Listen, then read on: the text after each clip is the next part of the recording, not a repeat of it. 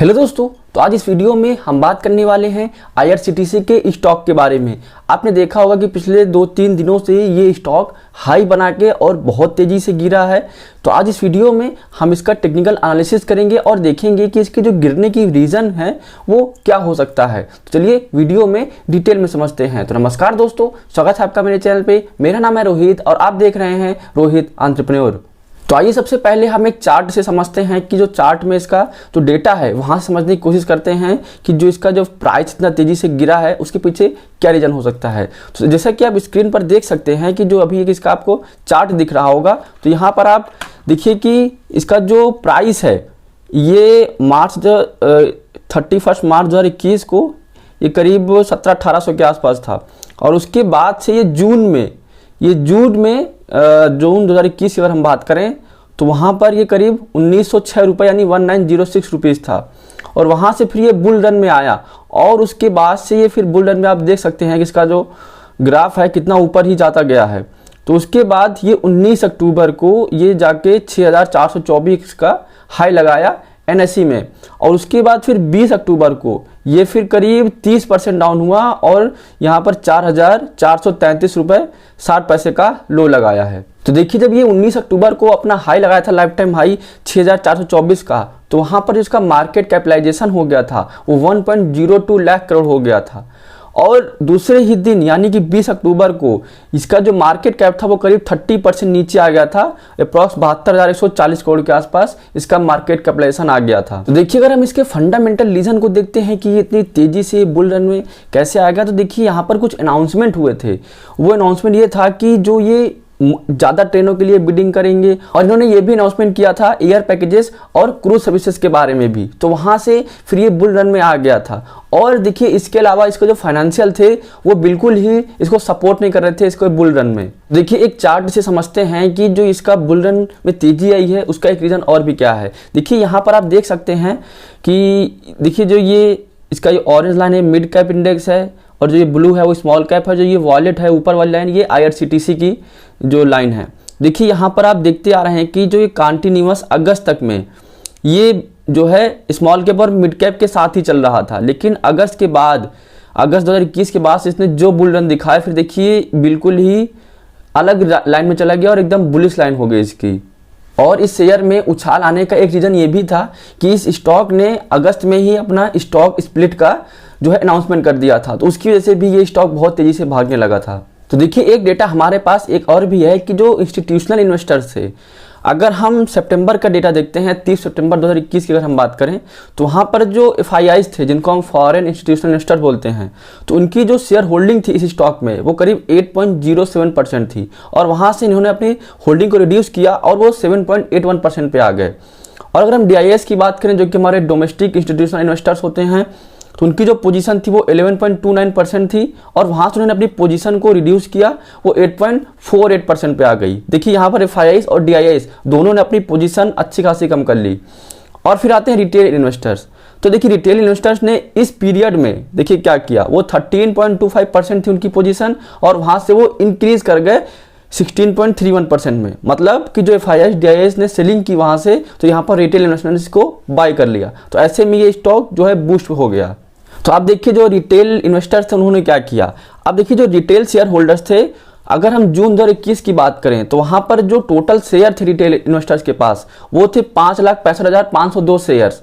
लेकिन सितंबर की अगर हम बात करें 30 सितंबर की अगर, तो वहाँ पर क्या हुआ, जो ये शेयर था ये रिटेल इन्वेस्टर के पास वो करीब 8,66,902 शेयर हो गया। मतलब करीब 3 लाख शेयर इस पीरियड में रिटेल इन्वेस्टर्स ने बाई किए हैं। तो अगर आप सितंबर 30 2021 का डेटा देखेंगे तो IRCTC 3,814 रुपये 15 पैसे पे क्लोज हुआ था। और उसके बाद से फिर जो ये इंस्टीट्यूशनल इन्वेस्टर्स थे वहाँ से जिसकी पोजीशन बदली और वो रिटेल इन्वेस्टर्स के पास आ गई, तो ये 19 अक्टूबर को 6,424 का हाई बना दिया। तो आइए अभी हम ओपन इंटरेस्ट से इस डेटा को समझने की कोशिश करते हैं। जैसा कि आप अभी यहाँ पर एक चार्ट में देख सकते हैं कि ओपन इंटरेस्ट बिल्डअप। अब देखिए, यहाँ पर क्या हुआ कि अगस्त में ये जो इसका ओपन इंटरेस्ट था वो सिर्फ 2 डिजिट में था, मतलब बहुत कम था वो, ठीक है। उसके बाद फिर देखिए यहाँ से बढ़ते बढ़ते बढ़ते ये अक्टूबर, अगर 8 को हम देखते हैं, 8 अक्टूबर को अगर हम देखें तो जिसका ओपन इंटरेस्ट था वो पीक पे पहुंच गया था। और उसके बाद फिर जब 11 अक्टूबर आया तो 11 अक्टूबर को फिर इसको जो है बैन कर दिया गया, मतलब इस स्टॉक को उसमें डेरिवेटिव्स में, फ्यूचर एंड ऑप्शन में। देखिए ऐसा क्यों किया गया कि क्या होता है कि जब भी फ्यूचर और ऑप्शन में अगर आपका जो आउटस्टैंडिंग कॉन्ट्रैक्ट्स बनते हैं अगर वो 95% से ऊपर हो जाते हैं, तो ओपन इंटरेस्ट अगर उसका 95% से ज़्यादा हो गया तो वहाँ पर क्या होता है, वो स्टॉक बैन में चला जाता है। और वो स्टॉक तभी फिर से आप बैन से हटता है जब उसकी जो ये मार्केट वाइड पोजीशन लिमिट, जो कि फ्यूचर एंड ऑप्शन में जो पोजीशन बनी होती है, वो 80% से नीचे आएगी, तभी जो है आप उसमें से फिर नई पोजीशन बना सकते हैं फ्यूचर एंड ऑप्शन में। तो यहाँ पर क्या हुआ कि 11 से लेके 13 अक्टूबर तक के लिए ये बैन में चला गया। तो देखिए उसके बाद फिर 14 अक्टूबर को बैन हटा, तो 14 अक्टूबर से लेके 19 अक्टूबर तक फिर बहुत तेजी से मार्केट में इन्वेस्टमेंट हुआ, बहुत ज़्यादा डेरिवेटिव्स में इन्वेस्टमेंट हुआ, फ्यूचर एंड ऑप्शन में भी। और उसके बाद फिर क्या हुआ, 19 अक्टूबर को फिर से जब ये हाई बनाया तो उस टाइम फिर ये अपने मार्केट वाइड पोजीशन लिमिट को जो है क्रॉस कर गया 95% से ज़्यादा। तो फिर जब ये हाई बनाया तो वहाँ पर फिर से यहाँ पर बैन लग गया। अब जब फिर बैन लग गया तो फिर वहाँ से फिर से ये गिरना शुरू हो गया। अब देखिए इसका बैन का इफेक्ट क्या हुआ, ये ध्यान से समझिए कि देखिए क्या होता है कि हमारी अगले वीक जो है एक्सपायरी आने वाली है।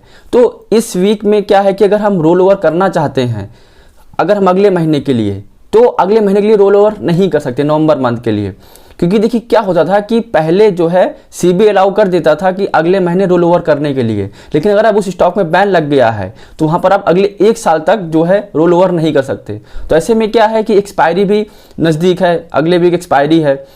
तो क्या है कि एक्सपायरी है तो वहाँ पर क्या है कि उनको अपनी पोजीशन को जो है उसके पोजीशन को स्क्वायर अप तो करना ही होगा। तो ऐसे में क्या हुआ कि सारे तो इसमें बुलिश थे, सभी इसमें तेजी में थे, चाहे फ्यूचर में हो चाहे ऑप्शन में हो। तो क्या हुआ, और मोस्टली देखिए इसमें क्या है कि रिटेल इन्वेस्टर सबसे ज़्यादा थे, जो एफआईआईस और डीआईआईस थे वो तो बहुत कम उनकी पोजीशन थी इस जो क्या बोलते हैं ऑप्शन और फ्यूचर्स में। लेकिन जो रिटेल इन्वेस्टर्स थे वो बहुत ज़्यादा बुल रन में आ गए, इसीलिए ये जो है बैन में आ गया। तो वहाँ पर अब क्या इनको पोजीशन तो अपनी स्क्वायर ऑफ करनी ही होगी, तो इसीलिए अब ये नई पोजीशन भी नहीं बना सकते कि ये जो है पुट खरीद के जो है अपना पोजीशन को हेज कर लें, वो भी नहीं कर सकते। तो इसके लिए इनको जो अपनी पोजीशन स्क्वायर ऑफ करनी होगी, तो पोजीशन स्क्वायर ऑफ करने के चक्कर में ये स्टॉक बहुत तेजी से 2 दिन के अंदर करीब 30% गिर गया। देखिए नेक्स्ट वीक एक्सपायरी है तो वहाँ पर जो है इन द मनी जो ऑप्शंस होती हैं वहाँ पर उनका जो मार्जिन होता है वो बहुत बढ़ जाता है। तो ऐसे में क्या है कि जो ये ट्रेडर थे, जो रिटेल इन्वेस्टर्स हैं, वो अपनी पोजीशन को स्क्वायर ऑफ करने के अलावा उनके पास और कोई चांस नहीं है, क्योंकि जो एक्सपायरी है तो उनको अपना जो सेटलमेंट है वो करना ही होगा, क्योंकि वो रोल ओवर भी नहीं कर सकते अगले महीने के लिए और उसमें कोई नई पोजीशन भी नहीं बना सकते फंडों में, सिर्फ वो डिलीवरी ले सकते हैं। तो डिलीवरी तो लेने में कोई वही नहीं, क्योंकि मार्केट गिर रहा है तो उनको तो हेजिंग करने के लिए पुट ऑप्शन खरीदना होगा। तो यहाँ पर क्या हुआ कि जो पूरी गड़बड़ हो गई और रिटेल इन्वेस्टर्स को भारी नुकसान हुआ। यहाँ पर देखिए फिर से मैं बोल रहा हूँ कि यहाँ पर मोस्टली मैंने आपको पहले डेटा दिखाया था, मोस्टली जो है 90% अगर आप देखोगे तो रिटेल इन्वेस्टर्स ही फंसे हैं इसमें।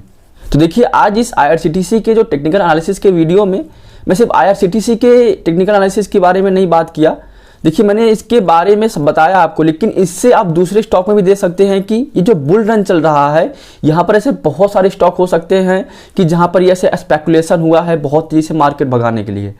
तो देखिए आप जो है अगर कोई भी इन्वेस्टमेंट करने जा रहे हैं तो पहले उसकी पूरी एनालिसिस कर लीजिए कि जैसे कि IRCTC में हुआ, इस तरह अगर आप कोई दूसरे स्टॉक में भी फंसे होंगे तो वहाँ पर आपको प्रॉब्लम हो सकती है। देखिए IRCTC के जो फंडामेंटल्स थे वो तो स्ट्रॉन्ग है, लेकिन इतने भी स्ट्रॉन्ग अभी यहाँ पर जो इसका जो बुल रन आया है यहाँ पर देखिए फाइनेंशियल का कोई भी, अगर आप फाइनेंशियल्स की बात करेंगे IRCTC की, तो कोई भी सपोर्ट नहीं है वहाँ से। यहाँ पर सिर्फ और सिर्फ स्पेकुलेशन हुआ है और वो भी मोस्टली रिटेल इन्वेस्टर्स के द्वारा, जो कि जैसे ही पोजीशन इंक्रीज हुई है। और देखिए अक्टूबर में तो 2 बार ये बैन में चला गया। तो इसीलिए कोई भी पोजीशन बनाने से पहले कोई आपको बता रहा है कि इसमें इन्वेस्टमेंट कर दो, उसमें इन्वेस्टमेंट कर दो, देखिए इन सब पे ध्यान मत दें। आप पहले अपनी एनालिसिस करिए, उसके बाद ही फिर अपना इन्वेस्टमेंट करिए, क्योंकि देखिए मार्केट बुल रन में है। अगर यहाँ पर आप कोई भी गलती कर सकते हैं तो आपको बहुत ज़्यादा नुकसान भी हो सकता है। तो आई होप आपको ये मेरा IRCTC की टेक्निकल एनालिसिस का वीडियो पसंद आया। अगर आपको वीडियो पसंद आया हो तो आप वीडियो को लाइक कर सकते हैं। अगर आपको ऐसे ही स्टॉक मार्केट रिलेटेड वीडियोस चाहिए तो आप मेरे चैनल को सब्सक्राइब कर सकते हैं। तो आज के लिए इतना ही, मिलते हैं अगले वीडियोस में।